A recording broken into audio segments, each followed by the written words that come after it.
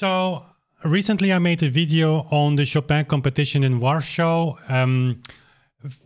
sharing with you a clip from an interview with the pianist Garrick Olson, who actually questions, was not an intention to question, but the result from what he was saying as an answer to the question, what would Chopin think when he would be on the board of the jury today in this competition, he more than suggested that Chopin wouldn't recognize actually the not only the way the instruments, but also the way of playing. He literally talks about an evolved way of piano playing, and that's simply correct. So bottom line, the way we play today is much different from Chopin's. And the thing of that video was, what was just so striking for me is that if we know all of that Chopin would not recognize his music or the way that his music is played in that competition, it's just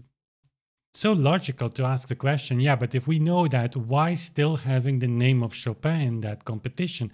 What actually is it that the competition is about? Again, when we from in the system say that probably Chopin wouldn't recognize his own music. And then the question, of course, is, are there objective or neutral criteria that the jury potentially could just, and you don't need a complete jury, that just could be tested or just could be checked? And I think there are.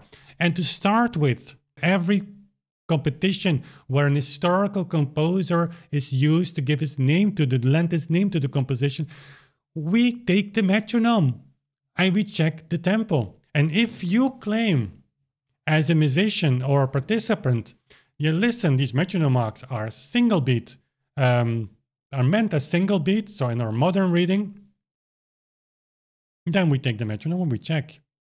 If you slow down in a piece with a lot of ornamentation, where we know from Chopin students and from other sources, including Czerny is misused for that purpose a lot, but that he didn't slow down, that he wanted you to have your left hand, you know, is steady in a certain tempo, well, we can check that.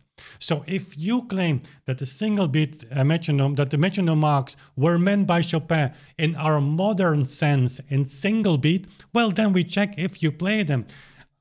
And if you don't, I mean, it's easy what score the candidates should have, right? Because we know from Chopin, we know from Beethoven, we know from, from many composers, if not all of them, that once they gave metronome marks, that was their ideal tempo. And since tempo choice is the most important interpretative choice you can make, well, guess what? If you want to have a competition where Chopin's music is in the center of everything, you check his tempo.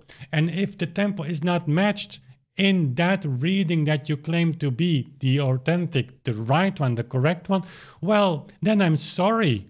I would say, like, don't even give those people a chance to play in public, because what's the use of it? If we say Chopin would not recognize because we have an evolved technique, basically it means we play his music way too fast. It's only the wrong interpretation, the wrong reading, what we believe here of the metronome, that, you know, keeps us or just pushes us to go faster and faster and faster because we want to reach that.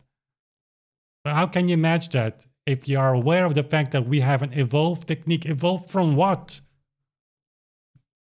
That at one hand, Chopin's technique was inferior to ours, but at the other hand, this metronome mark suggests that his technique was superior to ours. I mean, it's one or the other. And so tempo, I would say that's a neutral criteria. It's just a fact. It's objectively right to do that. Chopin would have wanted you to play in his tempo. Why not? Why would he not want you to play in his tempo? I mean, give me just one reason. Give me just one reason. And I don't think that 5% would be that much of a problem. Maybe it is. I didn't talk to Chopin. I don't have his telephone number.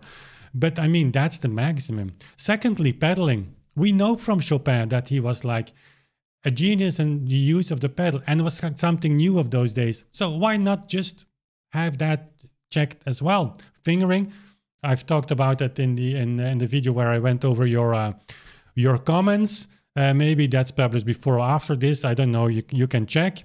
But anyways, fingering is a little bit more complex topic, but the basic rules are there also applicable. I mean, just using finger substitutions all over the place, it's not something that is suggested by his score. Neither is it suggested by the score of his contemporaries. So, and there you have already 3, categories for which you actually do not even need an international jury with name recognition.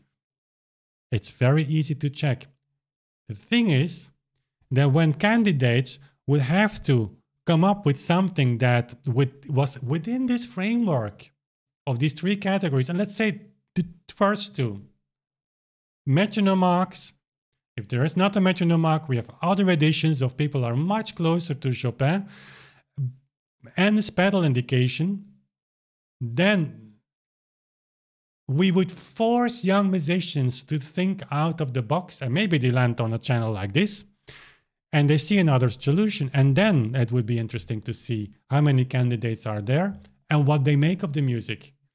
It would be fascinating to see. And I think that the competition that would aim at honoring the composer's intention in this regard really deserves the title of Chopin competition. Even though perhaps you would hate the name or would hate the idea of a competition, then just have another name.